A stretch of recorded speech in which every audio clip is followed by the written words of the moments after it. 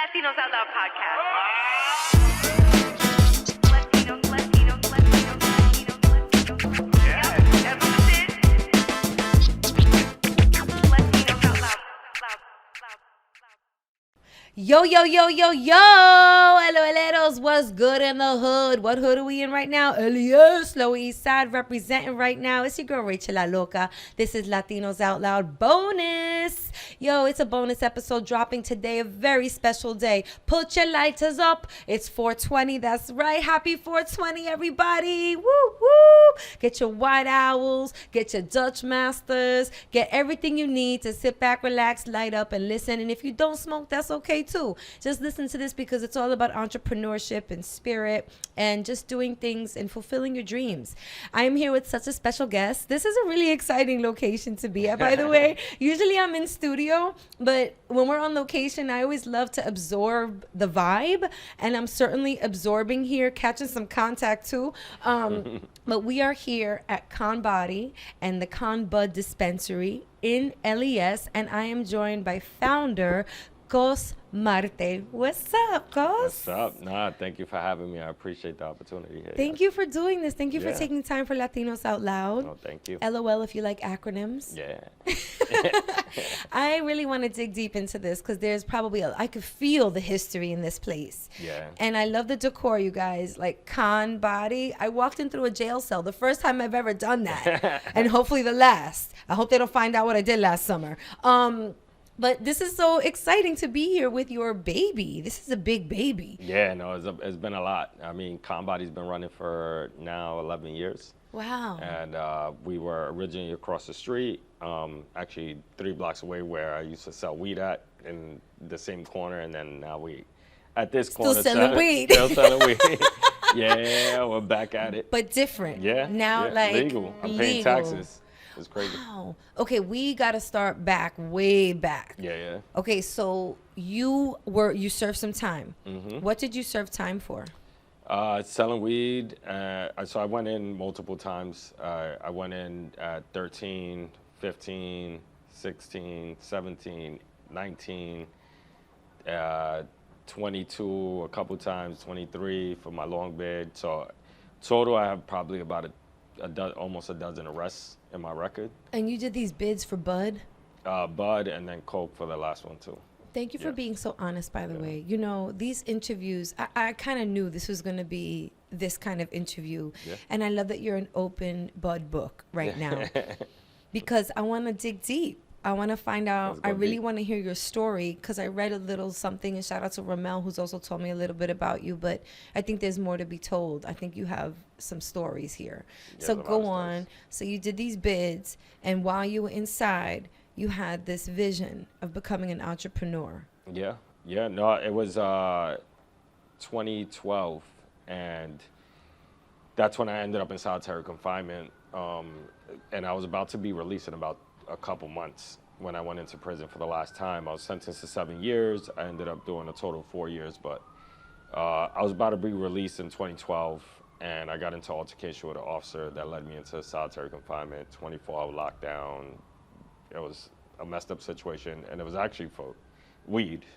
And so I'm in 24-hour lockdown middle of the summer and not knowing like what I wanted to do when I came home. But I was already helping inmates in the prison system like lose weight. I lost 70 pounds in 6 months. Wow. While I was incarcerated after doctors told me my cholesterol levels were through the roof. And you did something about it on the inside. And I got healthy. I just moved. You know, I took advantage of my time and educated myself as much as I can, read a whole bunch of books and worked out, you know. And so that's what I aim to continue to do as just like a hobby, but I didn't know I was going to come out and start a business behind it until I ended up in solitary. And in solitary was when I started really reflecting on my life, on how I was going to get back to society in some sort of way. And so I came up with the idea of a prison-style boot camp, where I was going to hire people coming out of the prison system to teach fitness classes. Myself, I just thought that I was just going to come home, do it in the park, which I did. That was the only thing I had available and the only tool I had. And so I just kept doing it. And from there, just started growing little by little. It's been 11 years now, and we've trained over 70,000 people. First off, congratulations Yep. on so many things, on opening your dream business and rerouting your life. Yeah. It's That been is crazy. really hard to do. I don't know how you did it. I mean, it sounds like you really Work. just got in tune with yourself and was able to sort of find your dream and like the passion to pursue it. And I don't think everybody could do that. So shout out to you. Thank you. Can we talk about solitary confinement? Because that's always in the news. Yeah. You know, shutting down Rikers. Weren't they supposed to shut down Rikers like eons ago? Well, they signed something saying that they had a 10-year plan. So I was part of like that closed Rikers Island movement. I was helping a whole bunch of political people back then. That was 2016, I think, when we were advocating, and I was also going inside the jail systems. We actually go into Rikers Island almost every day, 5 days a week, and we train the inmates how to become trainers, and we want to give them a job as soon as they come out, and we got opportunities here and all that stuff. But that closed Rikers Island movement was a political move, but it basically they decided that they were going to close Rikers in 10 years, supposedly, we'll see, and open up these city-based jails. They were going to open up 4 jails, one in Manhattan, the Bronx, Brooklyn, and Queens, and they were going to build the tallest jail right here downtown. Wow. In the world. 40 stories, Wow. you know, and so my brother's actually a city council member for all downtown Manhattan. That's so great. Advocated the hell out of it. Shout him out. What's his name? Christopher Marte. Okay, we so- got to follow him. Yeah. So him and I, we brought our people together and we started protesting, and he put a lawsuit in a few years back to not construct that 40-story jail. And it worked, and we won, but then they actually moved the location where they were going to build that jail across the street, where it was permitted to be, where there was already a jail. And so we lost eventually, and now Sorry. they're building this gigantic thing. What was the opposition to building this high-rise jail? Well, they saying like, hey, we need a place to stick everybody in, you know, and so right now we have about 2,000 inmates over what Like the capacity? city-based jails could hold. Okay. And so those 2,000 are basically in Rikers Island. What I was proposing is like a lot of these individuals we incarcerate have a lot of mental health issues. Oh, yes. And we see it in the street. We see a lot of homeless people continuously, get stopped and harassed by cops, and they do crazy shit sometimes. And sometimes they even scare me. I'm walking by and somebody's yelling, and I'm like, what the fuck, You got kids. I got kids. Absolutely. Yeah. And I think we should definitely try to keep these places safe. But what are we doing when we just put this person in jail and lock them up in a box and then just medicate them with a whole bunch of meds to numb them We're out? moving backwards. We're not doing anything. Right. There's no one that they're really talking to. There's no real therapy in there. There's no actually. I haven't. When I was there, there's no therapy. There's no therapy No for therapy. inmates. No therapy. No therapy. This is disturbing. And we call it the correctional system to correct the problem. And there's not one therapist that will sit there and develop a plan or give medication for those that are in need Well, of mental health.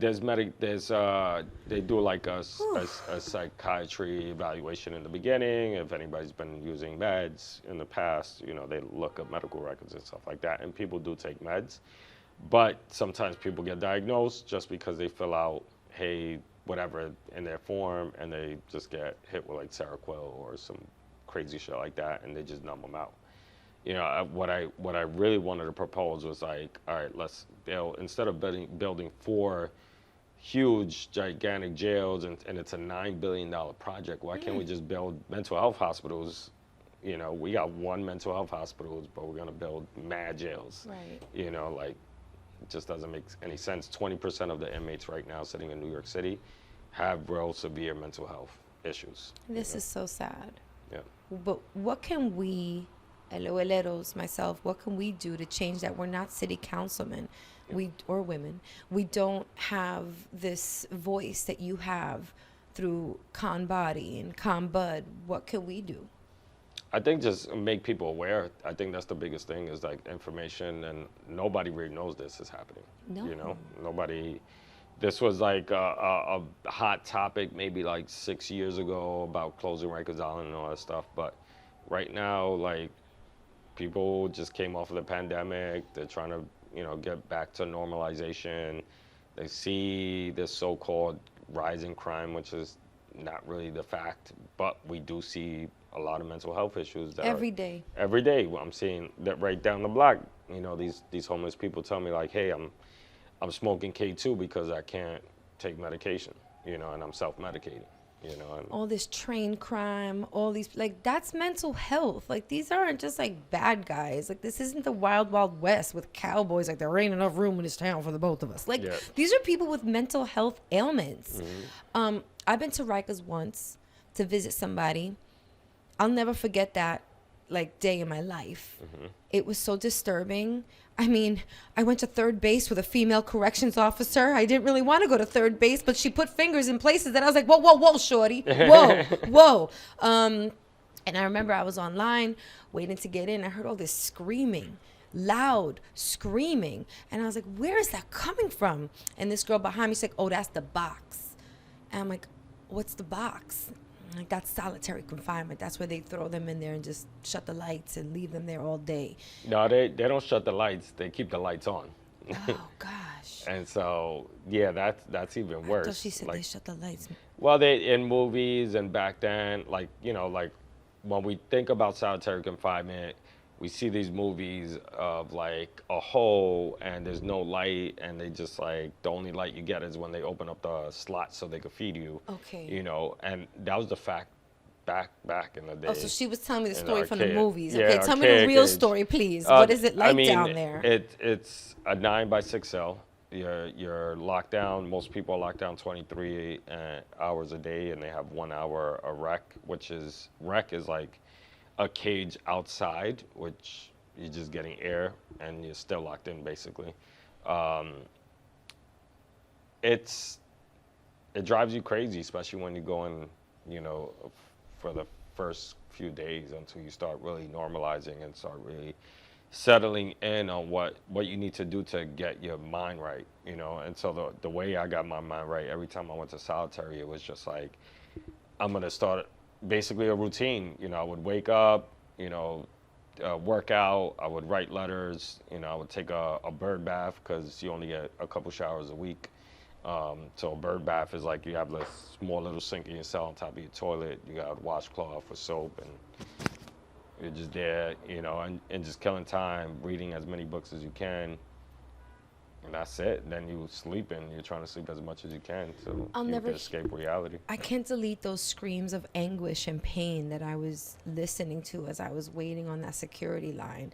And I just started developing all these stories and like images in my head of these poor people. Like, this is really inhumane treatment. And the majority is black and brown people, Those are people. It's 95% of the people in Rikers Island are people like us. Taking this all in. Usually we do comedy on this podcast. My bad. You know what I'm saying? We're gonna make a doing joke. Con Body, Don't drop the okay? Don't drop the soap. Is that real? Like, is that real? Nah, that shit ain't. That back in the day, I heard is real. I never experienced that. We joke about it while we were incarcerated. There's like people like that have like the soap on the rope and shit like that. Yeah. Pero nah, people like getting raped and all that stuff in prison. That there's no, people don't respect that shit no more. Like, that's not a thing. Okay. Maybe in like the 90s and 80s and Oz days, but now you get beat up, for that. Yeah, like, aside from the inhumane treatment, I'm sure, like, you got to be on edge, always looking over your shoulder. Like, did you see a lot of your Dominican peoples in there too? Like, A lot of Dominican people. I mean, Yeah. the majority of Latinos in New York State jails are Dominican. And yeah, I mean, we, not to sadden shit up, but also like we also had fun in there, and I was not always looking over my shoulder. There was incidents where I'm like, I got a beef with somebody that walked into the tier, I got to deal with the situation at hand. I got to, watch my shoulder. If this person's gonna hit me with a phone or a lock in a sock or some shit. You know what I mean? But for the most part, like, we had our camaraderie, and it's not only Dominicans but Latinos always got together, and especially around the domino table. Like that was like our like safe haven, where we locked in, played dominoes, we cooked together, and that was it, and we always stuck together because, it's really segregated, unfortunately, while you're in the system. Well, if there's one thing about nuestra gente, los dominicanos, que somos como, we're communal, we're like very much like open door policy to the apartment, come and sit down to get a comida.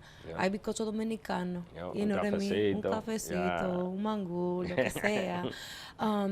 Okay, so now let's get to this entrepreneurial vision that came about while you were inside. How do you even start? Because I think some people get paralysis by analysis. Like they're like, oh, I want to do this, but oh, I'm scared. I can't do it. Can't become an entrepreneur. Can't open up this massive gym on Orchard Street on a major thoroughfare in LES. Yeah. How did you take action? So I think it was more of out of desperation, just like I came home, I knew I needed a job. I knew I needed money. It was not like I'm going to come home and start a business and it's going to be all wavy. You know what I mean? Like most entrepreneurs don't make it. You need a lot of capital to start some shit like this. Like it's extremely, extremely difficult. But I just came and did the work, and for me it was like I went to job interview to job interview. Nobody wanted to hire me. So I just like started doing side jobs, internships, cleaning hotels for my uncle, under his name. Wow. Because like I was gonna be rejected because of my name, So I'm like operating like an illegal immigrant when I'm a citizen, and it was just work, Like every day I would get up, teach a class in the park at 6 a.m. I would go home, go start cleaning hotels by like 8 or 9, come out. I was going to school. Then I was teaching another class at like 7, and then I was just nonstop, and just kept doing the work. So 11 years later, tell us about Con Body and Con Bod. Tell us about this establishment, because I could describe where we are, but I will not do it like justice, no pun intended. Or maybe that was an intended pun. But tell us about this establishment that you have here. This is massive, yo. Yeah. No, it's crazy because I grew up 3 blocks. My mom still lives in the same apartment I grew up in. Really? So you came back to the hood. Was that intentional? I never left the hood. I'm like, I'm still here, Wow. I lived down the block. My weed spot my spot was down the block 3 blocks away. Your corner? Yeah, my corner was Broome and Eldridge. My mom lived on Rivington and Eldridge. I was there 24 hours a day on a milk crate nonstop. That's point intended, like the milk crate display wall downstairs is like, because I sat on a milk crate 24 hours a day, like 3 days, 4 days straight, nonstop, no sleep, and then I would like crash for like 20 hours and then back to work. Your creativity is mind-blowing. Go ahead. Please go on. And it was just, one at a time. I was hiring people coming out of the prison system, and it was extremely difficult because I'm dealing with people that don't have, never had a job, never had a bank account. I'm doing everything for them, and I've hired over 100 people coming out of the prison system now. That's amazing. And today we have 38 employees. With the Bronx is going to be a 50-something, full-time employees. So it's going to be, it's a crazy journey to see, me walk down the block and see this sign here on this corner. You know what I mean? Like, it's unbelievable, and it's surreal sometimes. I'm like, I smoke a blunt while I'm walking down here, and I'm like, this shit ain't fucking real still. Like that shit is crazy, Yeah. Well, and it's just so admirable. Like, you're also giving back to the community that brought you up and giving jobs, opportunities to those that, where it wouldn't come easy for them. Yeah. No, it's been a journey, but it's rewarding when I see like my staff that, we been neglected so many opportunities, and they come up to me and be like, yo, I appreciate, you know, this. Now I can feed my daughter, I can feed whatever, you know what I mean? Like, that's the biggest reward, you know. Money comes and goes, and sometimes I'm broke, sometimes I got money. It is what it is, and it's a roller coaster. But at the end of the day, the only impact that we're gonna leave behind is people, you know. Well, what a legacy that you are creating. That's the goal. And what a positive role model for your kids and the kids of this neighborhood. Yep. You ever talk to the kids in this neighborhood that are out there hustling and doing the stuff that maybe you started doing as a youth? Some of them, you know, and it's hard. When you're 16, 15 years old, you know, you think you run the world, you know everything. It's difficult. But one kid, like my son, he's 16 years old. You know, he's an incredible kid, like incredible. You know, and I remember when he was like a freshman in high school, he wrote out a speech for his speech class, and he spoke about criminal justice and, you know, how, you know, I was incarcerated and how he wanted to help people and all this stuff. And I remember him coming after school and telling me, yo, Dad, somebody came up to me after class and was like, you know, felt comfortable sharing that their dad was incarcerated and that they've never mentioned that to someone, and they were ashamed to talk about it, you know. And I'm happy that we're an open book, you know. Like, the more you share, the more you feel comfortable, the more it's not like this hidden thing. And that was the purpose of like putting this prison gate, putting the mugshot wall, like just being who we are, you know, showing our past and not really hiding. And if you don't accept it, then fuck you, you know, like we don't need to be your friend, you know. It's really amazing just how you embrace your past and building on it for your future and for the future of your kids, your family. I'm really blown away, you know, like you hear about the venue and like everything that you're doing here. I knew there was like this deep story behind it. Like I kind of knew, but I'm so glad that we're delayering, dissecting it for the LOLeros. I mean, okay, now present day, I want to talk, well, first I want to talk about any of the obstacles that you faced in creating this place. Because I know that there are some in the LOLero hive right now, also these future entrepreneurs that are like, what can I do with my life experience? How can I change the world? You know, like Coss did. Yeah, I'm not changing the world. You don't think so? Nah, just I think you are. providing a couple opportunities. That's it. You're making big changes. Maybe I don't know. You need to think about that a little more. But anyway. Yeah, maybe one day.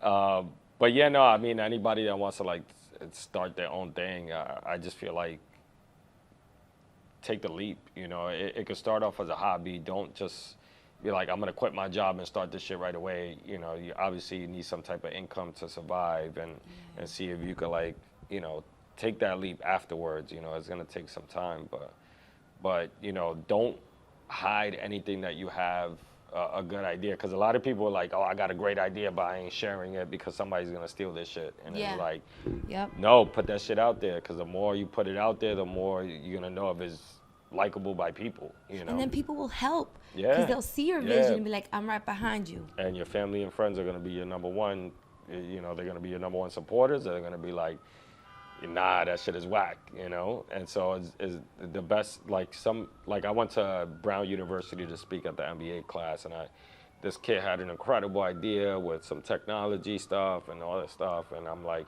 have you put it out? You know, have you asked anybody if they want this? And he's like, no, not yet. I'm still finishing my business plan. I'm like, I think you should ask somebody if they want this, you know, because you might be building something incredible, spending hundreds of thousands of dollars of capital on something that nobody really wants, you know. You got to workshop your shit, you know what I mean? Exactly. As a comedian, we always workshop and to see if jokes land. Exactly. And if they don't, you tuck them away, you work on them, and you save them for another day. Yeah. Yeah, okay, so now let's talk about the future. You have other shops. Can you just drop like the info on where else are you located? And then you have a party coming up. Yeah, so we're gonna do a 420 party, block party right here. My permit hasn't been accepted, but fuck it. Oh my God. Nah, they said it's pending, but I'm away. Wait, your brother's a city councilman. What's up? No, I can't. That's another fucking story. Okay, Yeah, okay. yeah. We'll bring him back for another episode. No, an extended episode. they try. I try to like get my brother to tell me some contacts, and then the New York Post like foiled him because they said he was doing favors. Oh. All this bullshit. Anyway, we good. We in the clear because I've never asked him for anything but like hook me up with a phone number or email. You know, I never said like, yo, get me a contract or some shit like that. Long story short. Just real quick, we have some people in government that listen to this podcast. So I'm calling on you right now, okay, to reach out to this man and help us out here. Okay, you see what he's doing. If you out there listening and you can do something to make a difference, please slide in the DM and Instagram and I will connect you, or just reach out to this man. You know where he is. Yeah. Continue, please. And so we're gonna have this 420 block party here. We also opening up our grand opening in the Bronx Whoop, whoop. on 1 Bruckner. And so that's going to be exciting. When is that happening? 420. On 420? On 420. How are you going to be in 10 places at once? I don't know. I don't know. Well, I'm sure you got the team, or maybe you have a clone. Did you also figure that out on the inside? I'm how to clone trying. yourself? I'm trying. Nah, I'm going to rent a little scooter and I'm going to take a few red lights. That's you know, fine. And that's it. That's okay. Just watch those red light cameras, okay? I know. But Yeah. with the scooter, electrical, you ain't got to worry. Oh, my God. That's the secret. This is so exciting. So you're going to be at 1 Bruckner, so Yep. anybody can go. Do you have to be a member to shop here? How does No. that work? You can just walk in? It's all recreational. All you need is a photo ID proving that you're over 21, passport, immigration card, whatever it is. Okay. That's all you need. And what about to work out here? How does that work? Yeah, so I mean, there's classes. First class is free, you know, and The then first class is free. Free first class- 99, people. yeah, You heard that? Yeah, try it. Go to our website at conbody.com. It's simple, and just come through and check it out. You know. Do you have to dress in black and white stripes to take the class? If you'd like to, you I don't would have like to. Yeah, you have. You don't that. have to? You don't have to. Okay. Maybe orange if you Fine. want to. Orange. Yes. Okay. That's fine. That's fine. Yeah. So I like the old school black and white stripes. So, Yeah. you know what I mean? This is so cool. Okay. So I would love if you can just give me some tips, because we're preparing for our summer bodies. This broken toe that I've had for the last month is really not cute. I'm scared to go to the gym. It hurts. Eso duele. Is it hurting when you're doing a plank? I don't know how to do a plank. What do you mean? You can't just like get on your palms? With I no mean, I knees? can, but I feel like I plank wrong. I'm Mama like a way. stank plank. I Can we can't. try it right now? Yes. Are we go. going to do this right now? I've Let's never go. done anything like this before on LOL. I see me like that. You can't do this? Okay, guys. You could do that. Here we go. Okay, wait. I've got to get ready. Hold on, because the jacket I think will burst if I try to plank in this really big jacket. And I just bought it and it says Brooklyn on it, so it's cute. I'm from Brooklyn. Okay. Okay. All right. So show Yeah. me again. Get on your palms. I ain't got to show you. Get on my palms. I'm on my palms. Off your knees. Off my knees. Does your toe hurt there? No, I'm on like my big toe, not my little toe. But this is starting to be strenuous. Yes. Yeah, that's so stand up. I'm gonna show you one exercise that's gonna be full body. All right, you could do what I recommend to do is like just do 10 reps, 10 sets of whatever amount you can do. Okay. So a bodybuilder is something that I pretty much adapted a lot while I was incarcerated. So you squat down, all right? You kick back, you open up, close up, you give me a push up, Oh my God. arriba, land flat, or you could step it out and then stand up. Okay, all right? I gotta work on that. So one more time, we're gonna squat down, all right? Kick back, open up, close up, give me that push up, and you could just step it out if your feet hurt, and just stand up right there. Okay, I'm really bad at this push-up stuff. Especially like wearing You push-up did great, bras. yeah, you did great. Okay, this is so much fun. Let me get this mic back. Okay, you saw how to do that, right? I was not the best demonstrator. Follow his demo, not mine. And if you want to come, please drop your handles, tell them the address, give all the information on how people can get involved in this magical place. Now, if you want to get your body right, come to Con Body, CONBODY. And if you want to get your mind right, go right downstairs at CONBUD, Con Bod. You already know. Now, are you hiring? Because what if you want to get your money right? You know what I'm saying? Your mind right, your body right, your money right. Well, our application period for the Bronx just closed up, but I'm hoping that we're gonna start working on Con Bod Midtown. And so Right? that's the goal that I'm working on right So now. follow this man, support this man. What a story. Thank you for opening I up. appreciate That was you. really just Thank you. touching and so inspiring. Thank you. Anybody can pursue their dreams. All you need is this and this. That's it. And work. Whew. You guys, I hope you were as touched as I was. This was such a great bonus episode. Happy 420. Happy 420. Everybody 420. celebrate responsibly. Yeah. Shout out to Romel behind the camera. Thank you for having Latinos Out Loud and myself thank here. you. And that was it. Okay, make sure you follow Latinos Out Loud at We Are Latinos Out Loud. Give us a call, 978 Latinos. You can follow me at Rachel La Loca. And on that note, we out. Peace.